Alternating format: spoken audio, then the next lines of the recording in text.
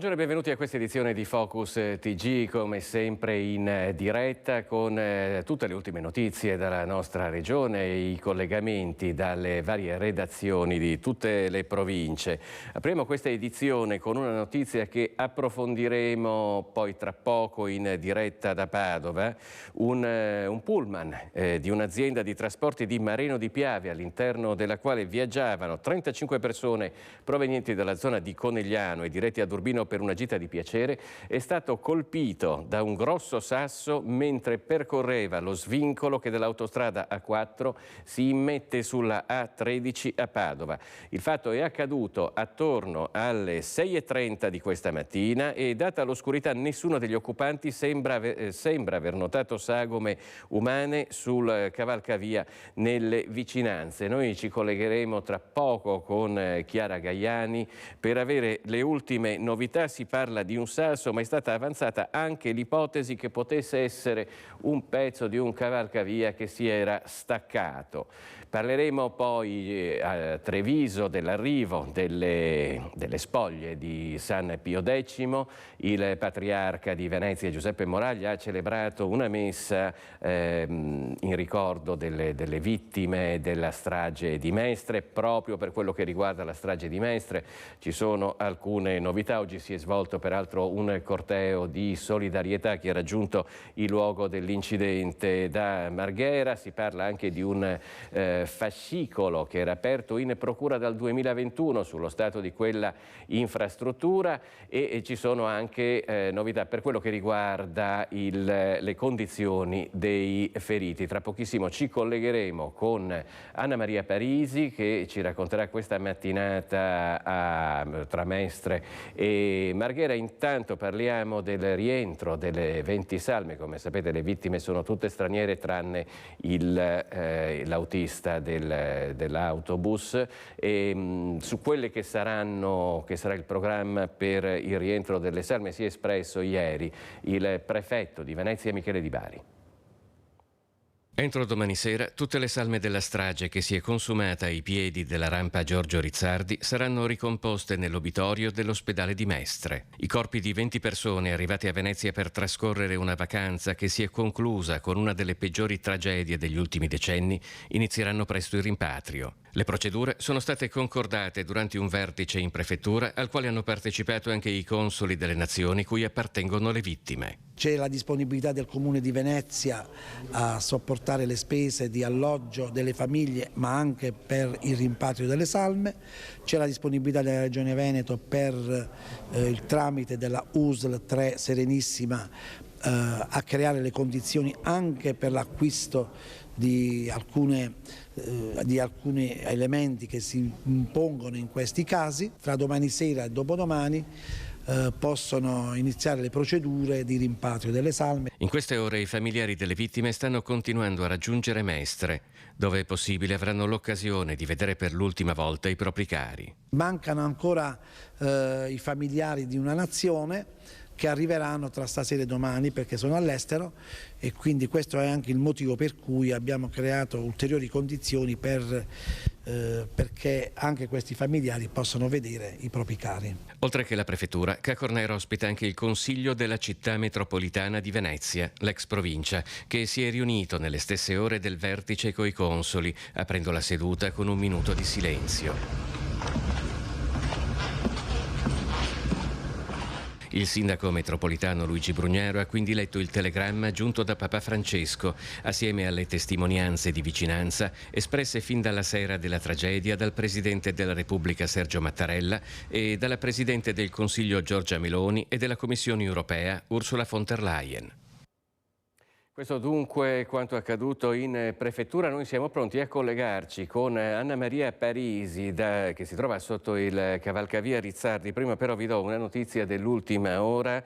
Un automobilista è morto questa mattina all'interno della propria autovettura mentre percorreva la superstrada Pedemontana Veneta nelle vicinanze di Montebelluna. Secondo la ricostruzione dell'accaduto, l'uomo sarebbe stato colpito da un malore fatale facendo in tempo prima di perdere conoscenza ad accostare il veicolo così da evitare rischi per gli altri utenti.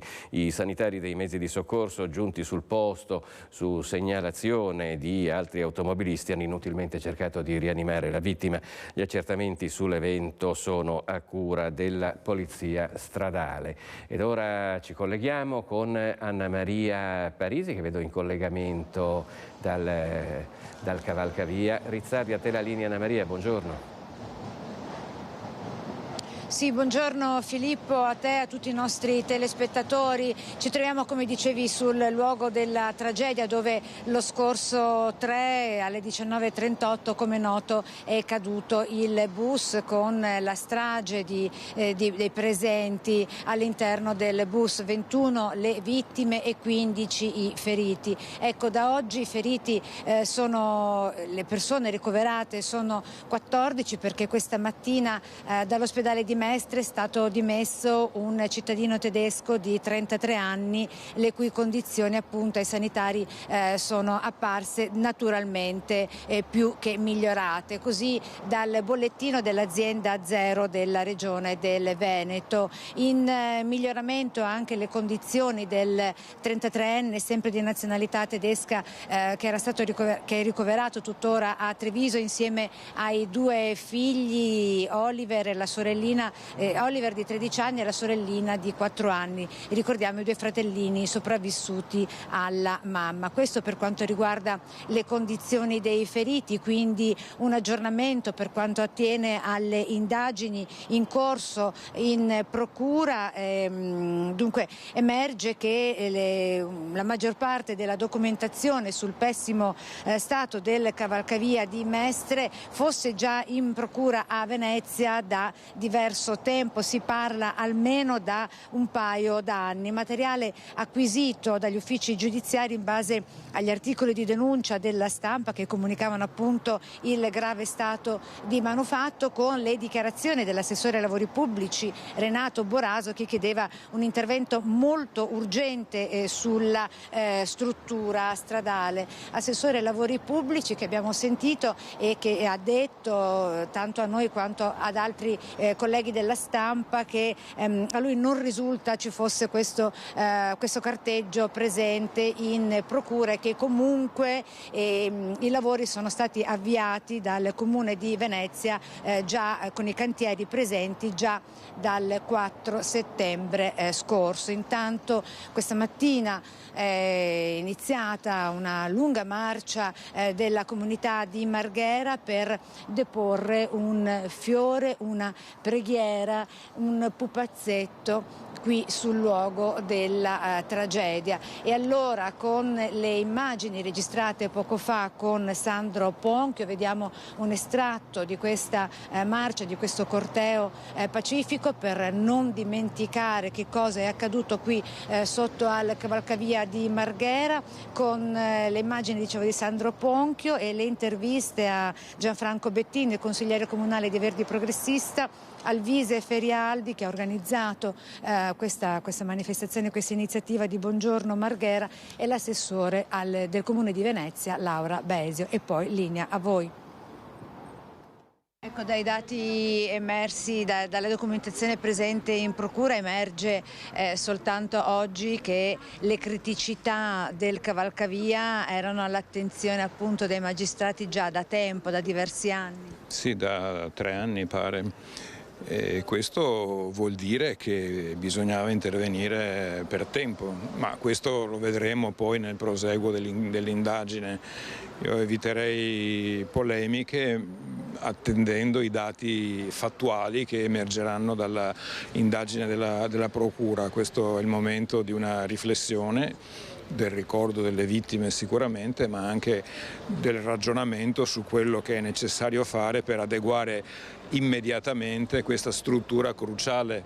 È una struttura che non solo è molto molto trafficata, ma che ha anche un tipo di traffico molto particolare, in cui pesa molto il traffico pesante, quindi gli autobus, e ovviamente con la crescita del soprattutto il turismo veloce con gli autobus, il loro numero è molto aumentato in questi anni, di mezzi pesanti, e di mezzi pesanti, camion, che portano spesso materiale pericoloso che entra ed esce da Porto Marghera, materiale infiammabile, materiale chimico, e quindi la prudenza deve essere ancora maggiore di quella che ordinariamente si presta a ogni tratto stradale. Oggi l'incontro è aperto a chiunque senta il bisogno di lasciare un ricordo, di essere presente ad una tragedia. Siamo carichi di lutto, carichi di angoscia, di dolore e sofferenza. Io credo che in questo momento balsamo per il cuore siano anche iniziative che nascono dal territorio, come quella di stamattina, come quella anche che ieri nelle scuole ha visto coinvolti centinaia e centinaia di bambini e ragazzi in un minuto di silenzio. Niente di più capace di scaldare i cuori come il raccoglimento e sentirsi parte di una grande comunità. Lo è stata l'altra sera con il Patriarca al Sacro Cuore, lo è oggi anche in una semplice passeggiata e ricordo dove siamo tutti mamme, nonne, zie semplicemente. Questo dunque l'assessore Laura Besio del Comune di Venezia. E a proposito del rientro delle salme nelle rispettive nazioni di provenienza, la Regione Veneto, è una notizia arrivata poco fa, si farà carico delle spese per l'acquisto delle bare per il rimpatrio delle salme delle 21 vittime dell'incidente dell'autobus di Mestre. Il presidente della Regione Luca Zaia ha disposto lo stanziamento con fondi regionali per le operazioni di chiusura delle bare in corso all'obitorio dell'ospedale di Mestre. C'è anche un'altra notizia che ci viene da Venezia, ma dall'aeroporto di Venezia. 3 inglesi, 2 uomini e una donna, che per il loro comportamento in volo, pensate, hanno obbligato il comandante dell'aereo ad un dirottamento di emergenza che lo ha costretto ad atterrare a Venezia, sono stati respinti al proprio paese dalla polizia di frontiera di Venezia. Gli agenti del Marco Polo infatti erano stati allertati per il dirottamento di un volo partito dalla Turchia e diretto a Liverpool nel Regno Unito, deciso dal comandante per il comportamento molesto e aggressivo di questi 3 inglesi nei confronti dei passeggeri e dei membri dell'equipaggio. I 3 cittadini britannici erano in palese e forte stato di alterazione alcolica dovuto al consumo di un'intera bottiglia di superalcolico acquistata presso l'aeroporto di partenza. Ed ora ci spostiamo a Thiene. Una brutta aggressione ieri sera in un locale per l'appunto di Thiene, protagonisti 3 pregiudicati stranieri, anche in questo caso ubriachi, che si sono scagliati contro il titolare dell'esercizio commerciale di un cliente. Provvidenziale l'arrivo di un fattorino. Thiene. Se non fosse intervenuto un giovane rider che si è interposto contro 3 aggressori, la sorte di un ragazzo sordomuto, cliente sfortunato di un negozio di kebab, poteva essere decisamente più grave. Il disabile ieri sera era accidentalmente finito nel parapiglia di una zuffa all'interno del locale in via Dante tra 3 avventori, probabilmente ubriachi, e il titolare dell'esercizio commerciale. I 3 soggetti di età compresa tra i 40 e i 45 anni, originari dell'Est Europa, già noti alle forze dell'ordine, avevano cominciato ad infastidire a male parole e spintoni l'esercente, coinvolgendo successivamente anche l'inconsapevole ragazzo disabile. L'arrivo provvidenziale del giovane rider, dopo una consegna a domicilio, non ha placato gli animi, anzi è rimasto ferito, interponendosi a difesa del sordomuto, ricevendo dagli aggressori una serie di violenti calci e pugni. Un gesto generoso che ha permesso al titolare di dare l'allarme e far intervenire i carabinieri. I 3 balordi sono riusciti a fuggire, ma i militari sono riusciti a identificarli. Ora sono a rischio espulsione dall'Italia. Il rider eroe invece è stato costretto a farsi medicare i diversi traumi subiti al pronto soccorso. Un comportamento sensibile e disinteressato a protezione di una persona fragile che ha commosso la comunità. Questa storia è un potente esempio del grande senso civico che caratterizza la nostra comunità. Dimostra che ci sono persone tra di noi che sono disposte a mettere da parte la paura e il pericolo per proteggere coloro che sono più vulnerabili. Oggi vorrei ringraziare pubblicamente questo rider eroico per il suo coraggio e il suo spirito altruista. Il suo gesto ci ricorda che anche di fronte a situazioni difficili possiamo contare l'uno sull'altro per difendere ciò che è giusto. E ora parliamo della morte avvenuta venerdì scorso all'asilo nido di Porcellengo del piccolo Alessandro di 11 mesi. Dopo l'autopsia sul corpicino del bambino parlano l'avvocato di una delle maestre indagate e il legale della famiglia del bambino. Sentiamo. È ancora prematuro per poter escludere o una causa o un'altra. Bisogna attendere l'esito sia dei risultati appunto del cuore che del polmone, perché sono stati inviati per le opportune analisi. Queste le parole del legale dei genitori del piccolo Alessandro Izzi, il bimbo di 11 mesi morto nel lettino dell'asilo nido Raggio di Luna a Porcellengo durante il riposino pomeridiano, dopo i primi esiti dell'autopsia eseguita ieri, che non ha rilevato segni macroscopici che spieghino il decesso del bimbo, nessun rigurgito né anomalie.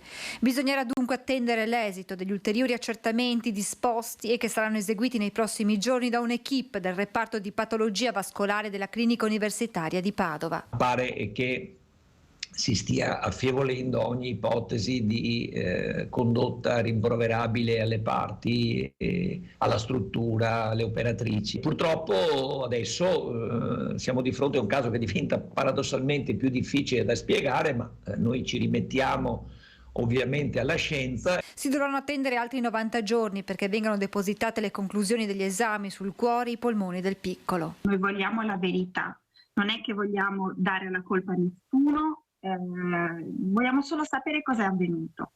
In questo momento appunto l'autopsia, ripeto, è stata disposta solo ieri, sono iniziati quelli che sono gli esami e è veramente secondo me prematuro poter ritenere che sia una causa piuttosto che un'altra. I genitori hanno diritto di avere una risposta dall'autorità giudiziaria e dalla scienza e tutti noi abbiamo collaborato perché questo avvenga. La chiarezza è importante per tutti. Una verità che anche le 3 maestre indagate attendono dal giorno della tragedia. La loro disperazione è non saper dare giustificazioni alla famiglia. In questo momento non solo i genitori ma tutta la famiglia, anche penso tutta la comunità voglio sapere, perché immagino anche gli insegnanti, cioè è proprio il fatto di sapere che cosa è avvenuto. Poi quello che sarà ce lo diranno coloro che appunto sono stati incaricati nello svolgere quella che è l'autopsia e quindi tutte le analisi.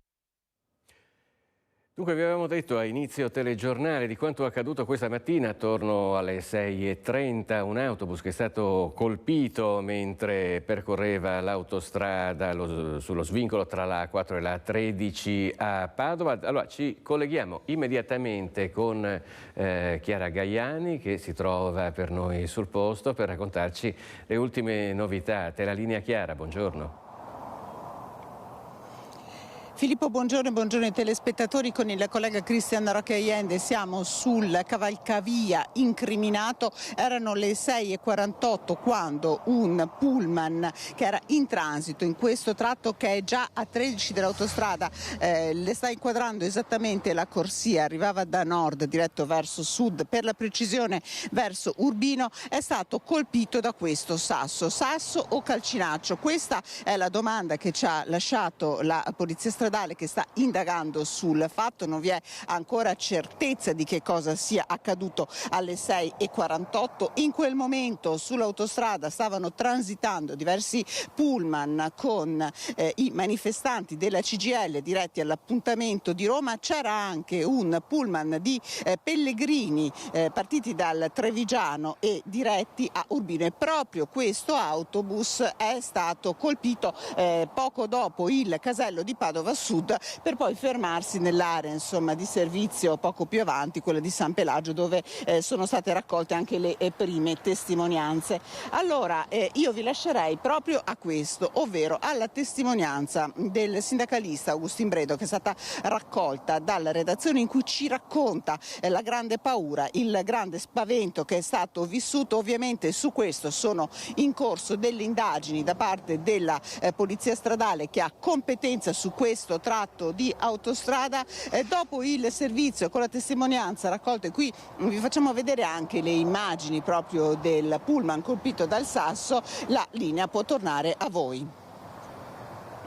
Questa mattina, un po' prima delle 7, sull'autostrada allo svincolo che dall'autostrada porta da Venezia verso Milano e giri verso Bologna, quindi all'altezza di Padova dove si gira, hanno lanciato dei sassi su un autobus e l'hanno colpito. È stato un fatto, sassi molto grossi, è stato solo un caso che non sia successa una tragedia.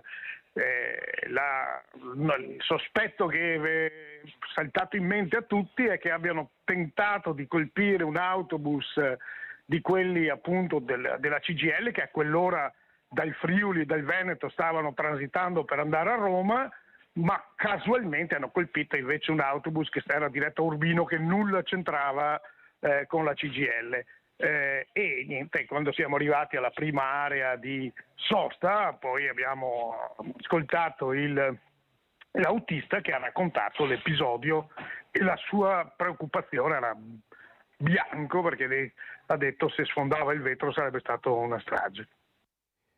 Rimaniamo a Padova perché si presenterà in tribunale a novembre il 20enne tunisino che è accusato di essere il cosiddetto maniaco della stazione. Le vittime nel frattempo potrebbero salire a 9.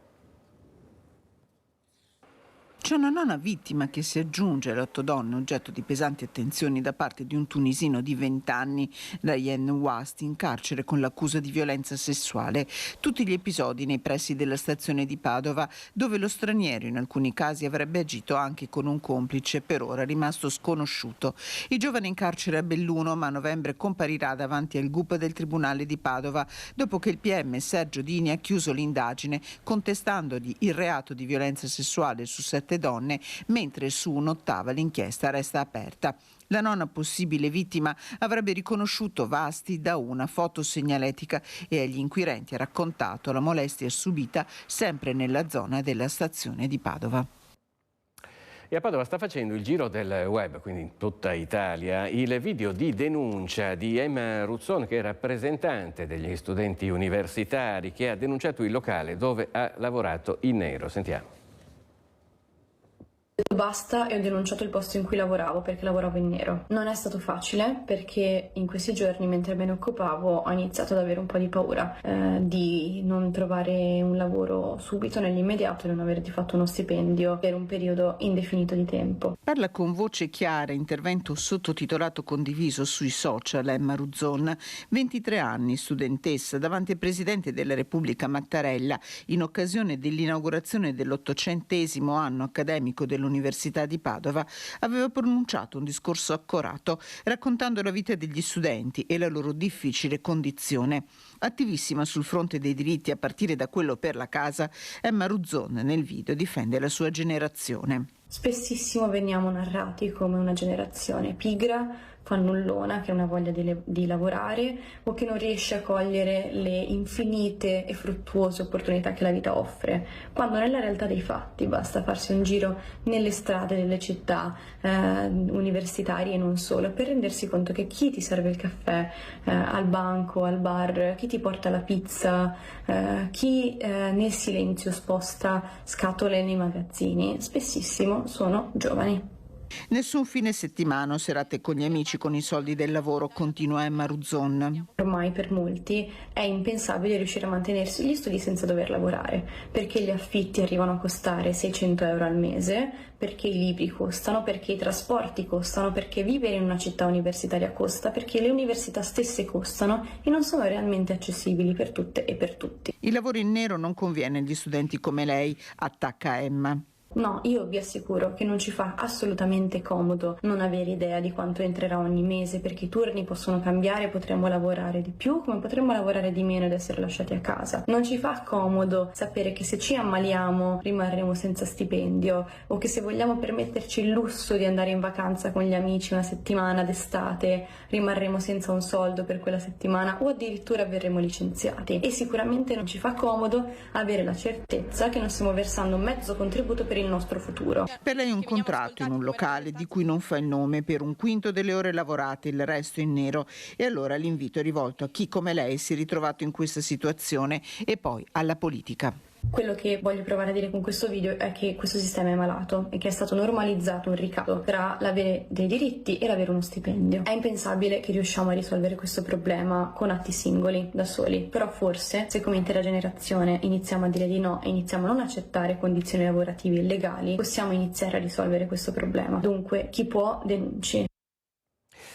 E adesso ci colleghiamo in diretta, vi facciamo vedere queste immagini che ci arrivano in diretta da Treviso, dove il patriarca di Venezia, Monsignor Francesco Moraglia, sta presiedendo la Santa Messa solenne nella cattedrale di Treviso con il vescovo di Treviso Michele Tomasi e numerosi vescovi del Triveneto. Le spoglie di San Pio X sono giunte ieri sera a Treviso, iniziando così la Peregrinatio Corporis del Santo nel 120° anniversario dell'elezione a pontefice di Giuseppe Sarto.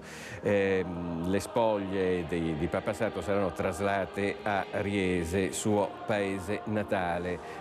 La celebrazione religiosa ha ricordato anche le vittime della tragedia di Mestre, delle persone vittime dell'incidente dell'autobus che è precipitato dal cavalcavia Rizzardi a Marghera. Noi possiamo anche rientrare in studio e ascoltare quello che ci ha detto il vescovo di Treviso, Michele Tomasi. Eccellenza, cosa ci può insegnare ancora oggi Pio X? Pio X ci insegna innanzitutto la fiducia nel Signore, quella fiducia che l'ha mosso da bambino a Riese fino ad arrivare Papa. Una fiducia, una fede e una voglia di mettersi a disposizione degli altri, partendo da questa fede. Questo momento è importante anche per noi perché ci dice che come lui ha voluto rinnovare la Chiesa nel suo tempo, così anche noi dobbiamo diventare sempre nuovi. In questo nostro tempo dobbiamo adattare il nostro linguaggio, il nostro modo di essere, il nostro modo di volerci bene alle esigenze di questo nostro tempo. Questo ci insegna Pio X. Dunque diamo un'occhiata a quello che scrivono oggi i giornali, le testate online dei giornali, partendo dall'apertura del sito della Repubblica con una notizia molto importante. Da Gaza migliaia di missili su Israele e irruzioni militari. 21 località sotto assedio, almeno 22 morti, oltre 540 feriti e 33 ostaggi. Netanyahu, il premier israeliano, ha affermato: siamo in guerra.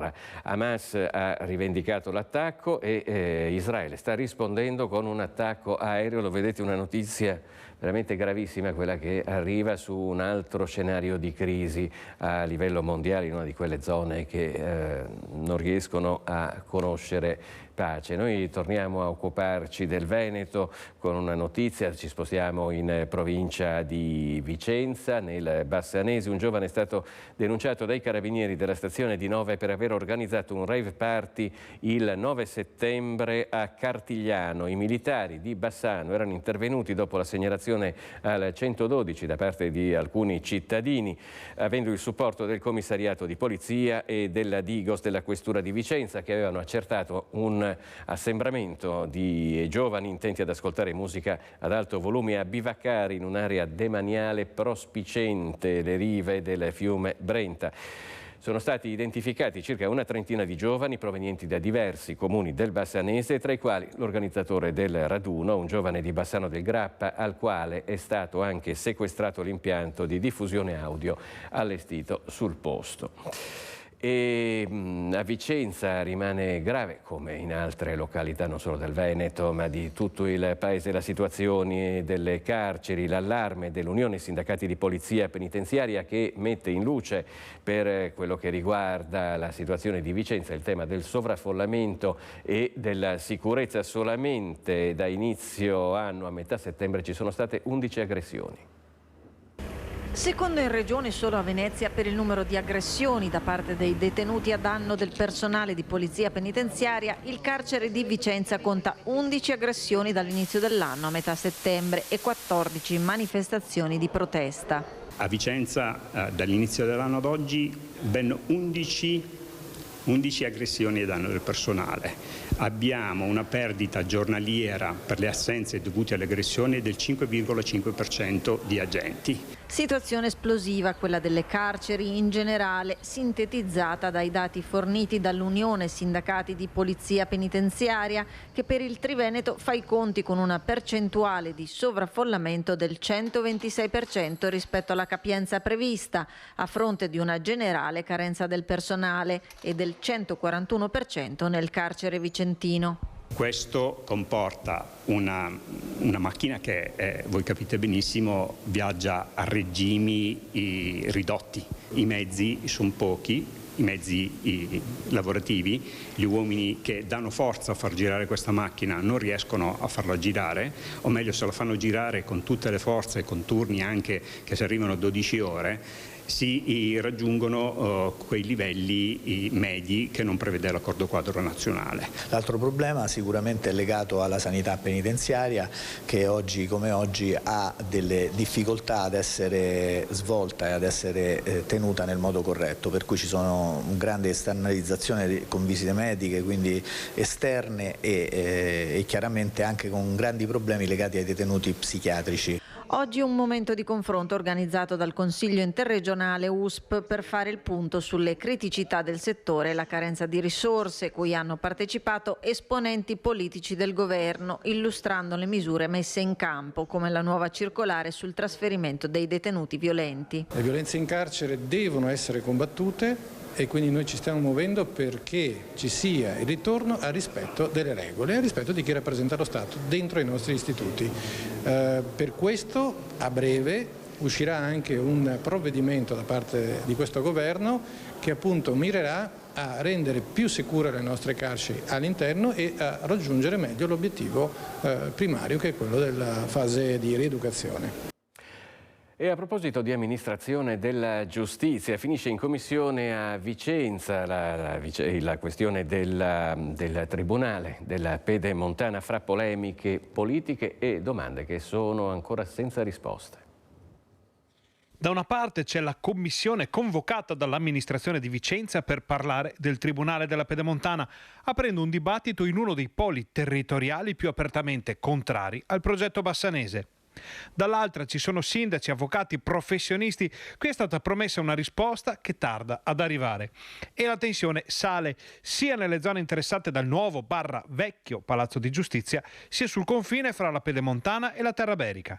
Il primo a intervenire era stato il vicepresidente del Consiglio regionale Nicola Finco, punto di riferimento politico per il bassanese, che non le aveva mandate a dire il sindaco del capoluogo dopo la convocazione della commissione riunitasi proprio questo pomeriggio. Giù le mani al Tribunale della Pedemontana, ma soprattutto Vicenza da tanti anni cerca di mettere sotto scacco il bassanese. Il bassanese è fortunatamente un territorio importante da un punto di vista economico e produttivo, un territorio che 20 anni fa sognava di diventare provincia. È un territorio che merita comunque di mantenere dei presidi di giustizia e tanti altri servizi fondamentali per i cittadini. Neanche il tempo di assorbire la botta e arriva la bordata dell'ex sindaco di Vicenza, che sulla vicenda è altrettanto chiaro. Ci ha meravigliato la convocazione della commissione, dove all'oggetto c'è scritto Tribunale della Pedemontana anziché Tribunale di Vicenza. Un sindaco non deve mai intromettersi nelle attività dei comuni più vicini come quello di Bassano, va assolutamente tenuta una forma di rispetto nei confronti di un'amministrazione comunale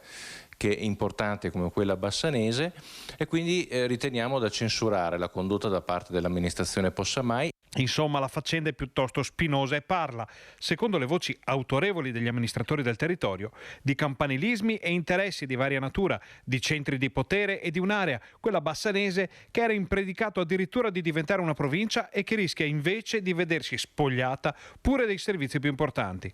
Nel frattempo si attendono novità, stavolta sostanziali, da Roma e dal governo, che aveva annunciato notizie importanti per il mese di agosto. L'estate è passata, ma di novità non se ne sono viste, e chi si è speso ed esposto per il Tribunale della Pedemontana, cittadini compresi, inizia a contare i giorni. Ci fermiamo per un istante, ci rivediamo tra pochissimo.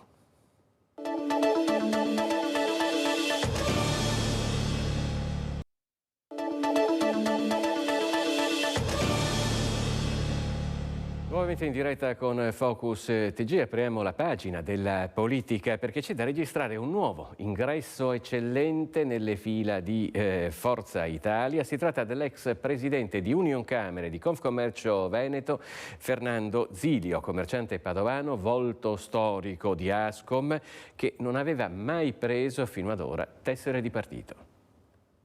Forza Italia oggi sta cercando persone come Fernando Zilio, persone credibili, che abbiano capacità di governo del territorio, che abbiano dimostrato di saper fare, che abbiano un modo garbato.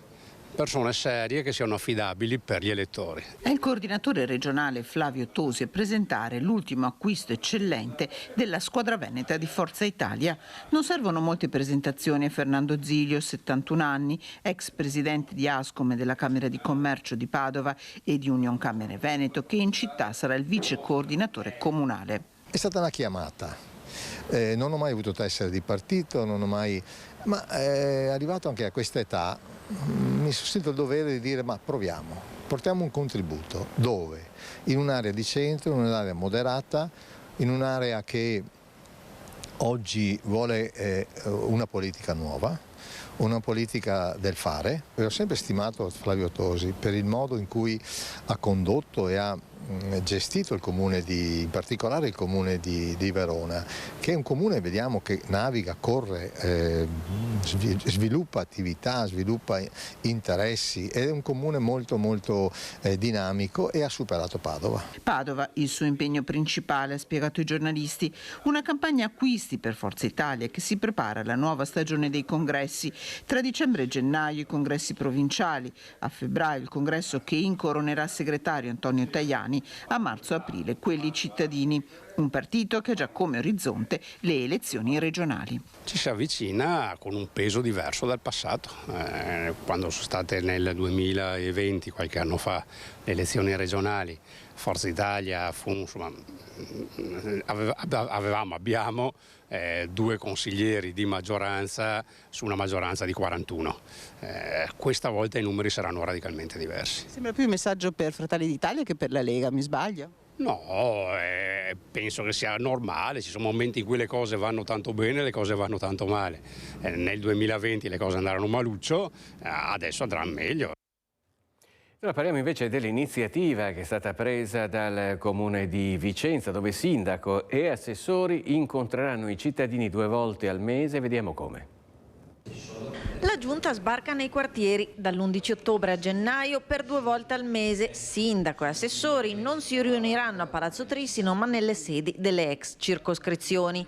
Al termine della riunione di giunta i cittadini potranno confrontarsi con gli amministratori portando segnalazioni e criticità dai quartieri. Avevamo preso un impegno forte in campagna elettorale, quello di riavvicinare l'amministrazione comunale ai quartieri, di far sentire i cittadini protagonisti della vita della città, e dalla settimana prossima la Giunta, una settimana sì e una no, si riunirà nei quartieri. Partiamo dalla Riviera Berica mercoledì prossimo, prima ci sarà la riunione della Giunta dentro alla ex circoscrizione 2 e poi ci sarà un'ora di incontro con i cittadini. I cittadini possono prenotarsi sul sito del Comune per segnalare le questioni, i temi di cui vogliono parlare, in modo tale da poter poi incontrare assessori e sindaco. Si tratta di un'iniziativa pensata per avvicinare l'amministrazione comunale ai cittadini, incontrandoli direttamente nei quartieri, spiega il sindaco Giacomo Possamai, che sottolinea la volontà di favorire in tal modo la partecipazione.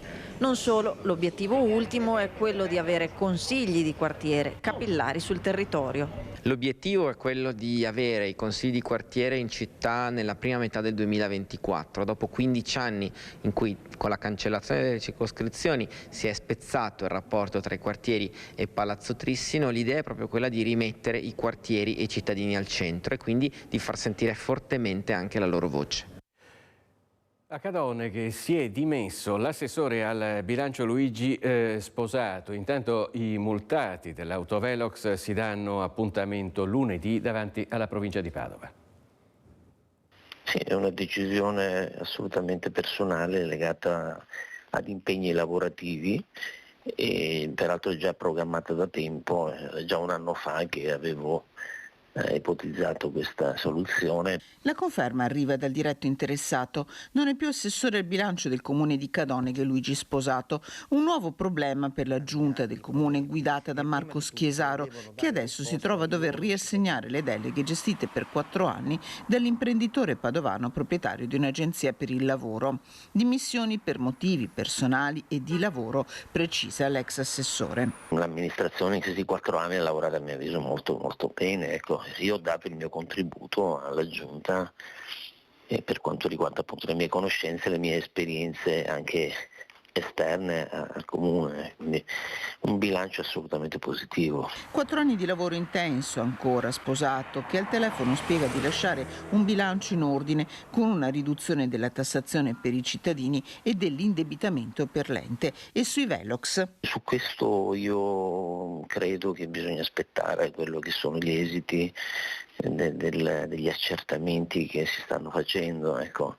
Per quanto mi riguarda io non sono a conoscenza di irregolarità, se poi dopo emergeranno questo mi spiace francamente anche a livello umano per coloro che sono stati multati, che hanno preso tante multe e magari fa difficoltà anche a pagarle. Nel frattempo non si ferma la protesta dei multati, che lunedì alle 18 si sono dati un nuovo appuntamento davanti alla provincia di Padova, in piazza Bardella alla Stanga. Qui incontreranno Sergio Giordani nella veste di presidente della provincia e rappresentante di tutti i sindaci dei diversi comuni per chiedergli un intervento e un aiuto. E ora ci spostiamo in provincia di Belluno, perché a pochi giorni dall'anniversario del Vajont il Consiglio provinciale di Belluno ha approvato all'unanimità l'ordine del giorno che boccia il progetto del Consorzio di Bonifica Brenta del bacino sul Vanoi. Se non sappiamo imparare dagli errori del passato significa veramente che c'è qualcosa che non va, quindi da parte nostra penso che questo sia un atto doveroso, lo diciamo a voce ormai da sempre, ora è giusto che lo concretizziamo. Lo sbarramento del torrente Vanoi incassa il voto contrario dal Consiglio provinciale di Belluno, che ieri sera in seduta urgente ha deliberato all'unanimità un documento che dice no alla realizzazione del bacino artificiale sul progetto avanzato dal Consorzio di Bonifica Brenta tra il Bellunese e il Trentino. A pochi giorni dalla celebrazione del 60°, la commemorazione del 60° del Vajont, ci ritroviamo di nuovo a che fare con un'opera che presenta profili di rischio elevatissimo, che mette a rischio le comunità che vivono le nostre montagne e quelle del Trentino per sostanzialmente un interesse di tipo economico. Un progetto che viene riproposto da almeno un secolo, la prima volta nel 1922, la seconda nel 1955. Allora un unico committente, la SADE, la stessa della diga del Vajont, e di seguito fino ad oggi con il sostegno recente della Regione Veneto, che ha posto il progetto collegato al contrasto della siccità del Consorzio Brenta al primo posto tra le richieste al Ministero delle Infrastrutture e dei Trasporti per accedere ai fondi PNRR. Si è sempre fermato per i gravi problemi idrogeologici che l'area ha, certificati anche dal piano di assetto del territorio della provincia autonoma di Trento, che lo inserisce in grado P4, che è il massimo grado di pericolosità. Una diga alta 116 metri per contenere un lago artificiale da 33 milioni di metri cubi d'acqua, che sulla carta presenta rischi di gran lunga superiori ai benefici, lo ha ricordato il consigliere Paolo Perenzin citando la relazione tecnica legata allo studio di prefattibilità dell'opera. I progettisti scrivono queste parole. I comuni montani che vedranno insistere nel proprio territorio la diga, quella del Vanoi, ne riceveranno gli effetti negativi connessi alla modificazione dell'ambiente naturale e, attenzione, e all'incremento delle misure di sicurezza a fronte di possibili incidenti. Queste parole sono pietre. Presenti alla seduta anche i sindaci di Fonzaso e di Lamon, che con i colleghi della Valle del Vanoi minacciano azioni clamorose. Sono azioni anche forti quelle che possiamo intraprendere, dalle consultazioni popolari, che sono sempre una possibilità, alle manifestazioni di piazza, alle proteste che potrebbero coinvolgere anche la viabilità, piuttosto che altri tipi di azioni anche legali che potremmo intraprendere. All'ultima regata storica di Venezia c'erano stati due momenti di protesta contro il motondoso. La prima era da parte del gruppo Insieme, che è un neonato coordinamento che riunisce 41 associazioni di barchi a remi, a vela e a motore, e poi secondariamente anche quella di un gondoliere che si era fermato proprio di fronte al palco delle autorità. Ebbene, questo gondoliere adesso è stato denunciato dalla polizia locale di Venezia. C'è la notizia di reato per oltraggio e per non aver comunicato le generalità il giorno della regata storica nel contesto che abbiamo visto, e quindi si apre evidentemente un processo penale a carico del signor Del Pupo per quei fatti del 3 di settembre. Sono circa le 10:30 quando Gianpietro Dal Puppo, il gondoliere che aveva manifestato contro il motondoso davanti al palco delle autorità durante l'ultima regata storica, esce dal comando della Polizia Municipale di Venezia con l'avvocato Lara Girotto. Ad accoglierlo l'applauso di un corteo di rappresentanti di associazioni e gruppi consiliari che poco prima aveva sfilato in un silenzioso corteo di solidarietà per il Tronchetto. Quanti è di voi che quando prende il vaporetto gli viene l'onda dentro? Sempre. Quando fate per scendere il vaporetto salta per aria, quando? Sempre. E quando si cammina in fondamenta alla Giudecca, che tutti dovrebbero andare piano, le onde dove vanno? In fondamenta, ecco, chi dobbiamo ringraziare? Codice alla mano, il rifiuto di indicazioni sulla propria identità personale, articolo 651, prevede l'arresto fino a un mese o un'ammenda fino a 206 euro ed è trasformabile in sanzione amministrativa di 103 euro.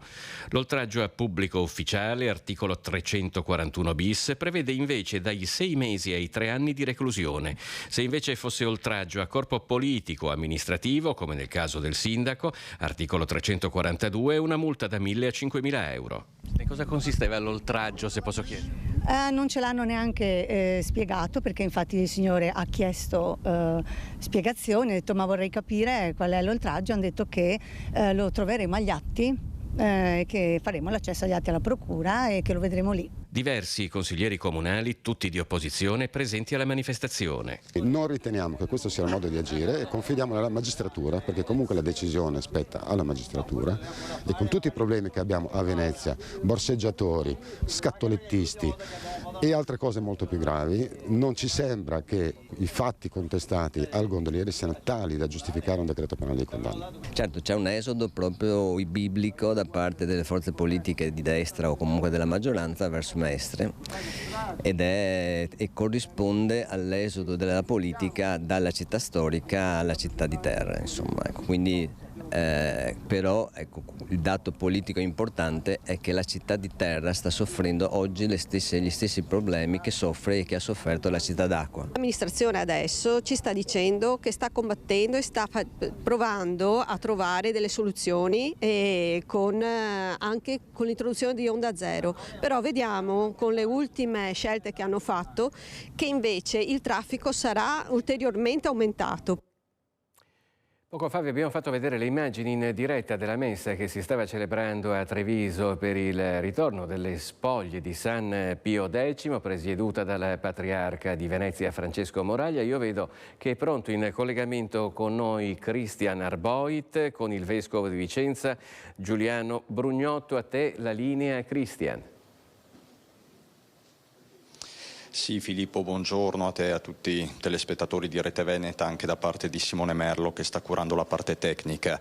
Avete visto questa mattina le celebrazioni per il ritorno a casa, per il ritorno nella sua marca trevigiana di San Pio X, Papa Giuseppe Sarto. È stata una messa officiata dal Patriarca di Venezia, Monsignor Francesco Moraglia, ma a concelebrarla anche i vescovi di Treviso, il vescovo di Vicenza, che saluto e ringrazio, Monsignor Giuliano Brugnotto, qui con noi.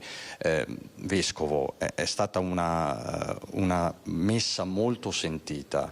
È stato tratteggiato, descritto l'uomo e il santo, San Pio X, un uomo profondamente ancorato alle proprie origini.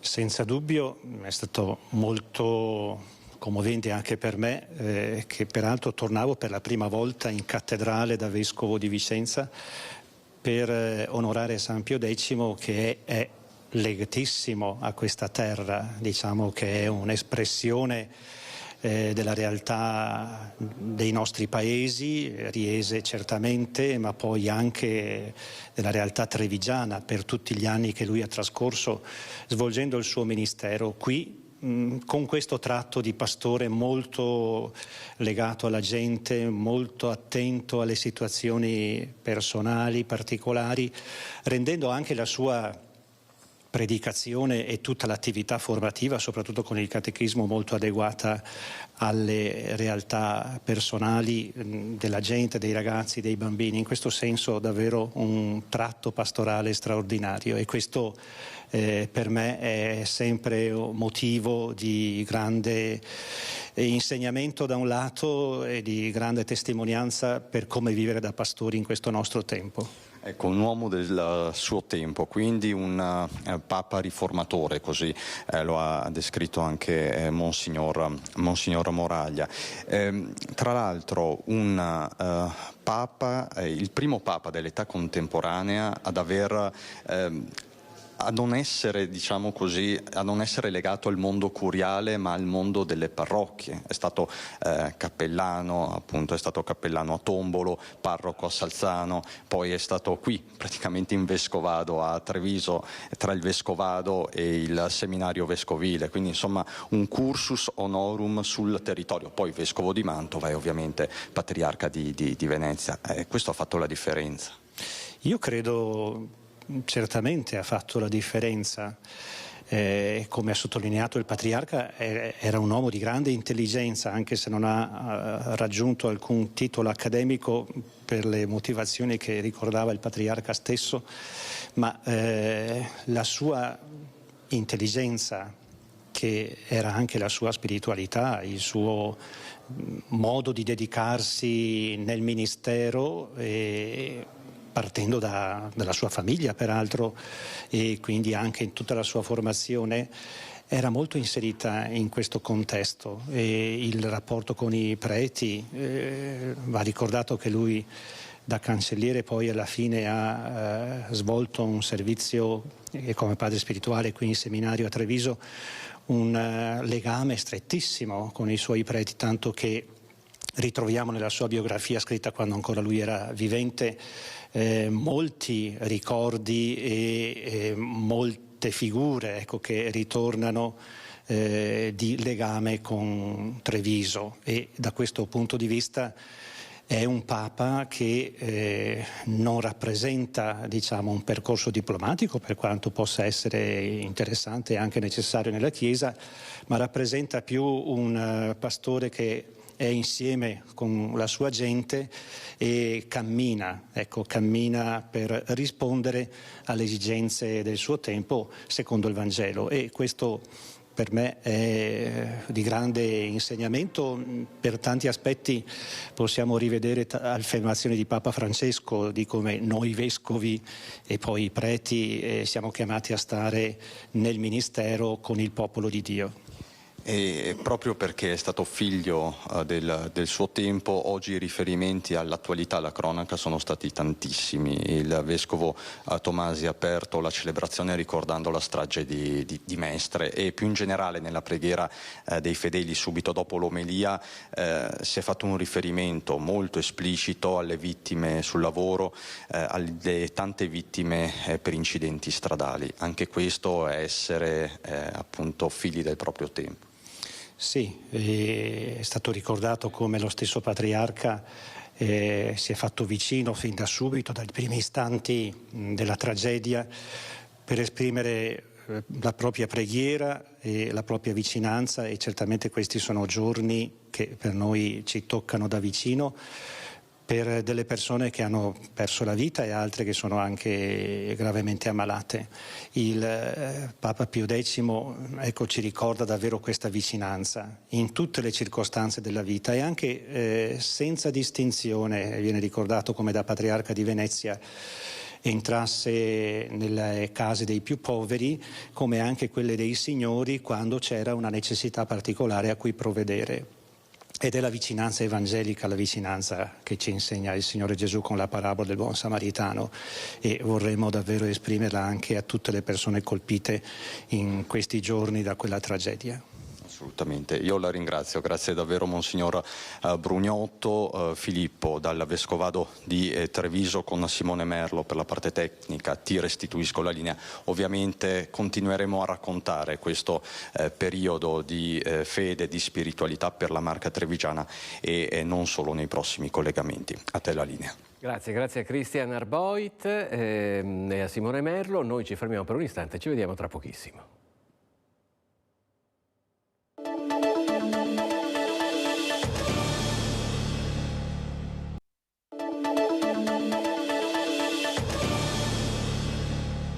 Nuovamente in diretta con Focus TG, adesso andiamo a Bassano del Grappa perché oggi era la mattinata in cui si è aperta la Fiera Franca, una mattinata che ci racconta Vanessa Banzato.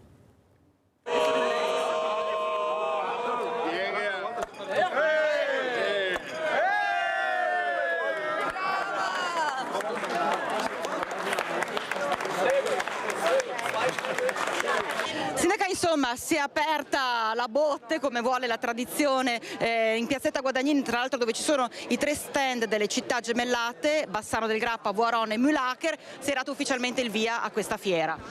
Fiera è iniziata molto bene, con 2 colpi di martello abbiamo aperto la botte, possiamo brindare alla nostra amicizia, grazie alle città gemelle e alla Pro Bassano che allestiscono questi stand con i prodotti tipici del nostro territorio per rendere insomma anche gustoso questo momento di vicinanza. Ecco, in mattinata si è svolto un incontro proprio per cercare di pianificare anche quello che sarà il futuro di questo gemellaggio.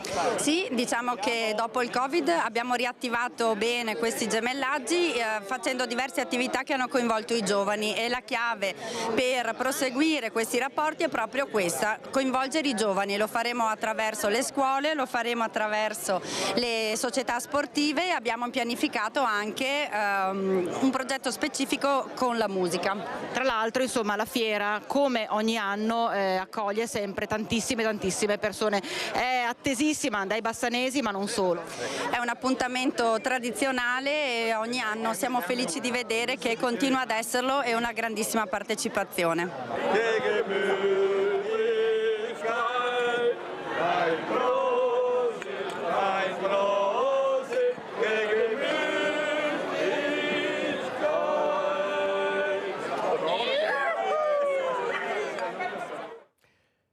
Queste le immagini che ci sono arrivate su quanto accaduto questa mattina. A Bassano naturalmente i festeggiamenti continueranno, noi siamo in chiusura di questa edizione di Focus TG. Vi ricordiamo quella che è la notizia, al di là di quanto accaduto oggi in Veneto, più importante a livello non solo italiano ma a livello internazionale. Questo è il Corriere della Sera e vedete il titolo: razzie e incursioni via terra, Israele sotto attacco, oltre 20 i morti. L'attacco è stato rivendicato da Hamas, un attacco che è partito alle 7 di questa mattina e vedete che il Corriere della Sera riporta anche le dichiarazioni del premier israeliano Netanyahu che ha detto: siamo in guerra, vinceremo. E vedremo per l'appunto come si evolverà questo nuovo fronte di crisi a livello internazionale. Per ora noi ci fermiamo qui, vi ricordo i prossimi appuntamenti con l'informazione di Rete Veneta a partire dalle 18:50 con l'edizione del nostro telegiornale di Bassano del Grappa e a seguire l'edizione del telegiornale di Vicenza. Per ora è tutto, grazie per averci seguito e buon proseguimento di giornata.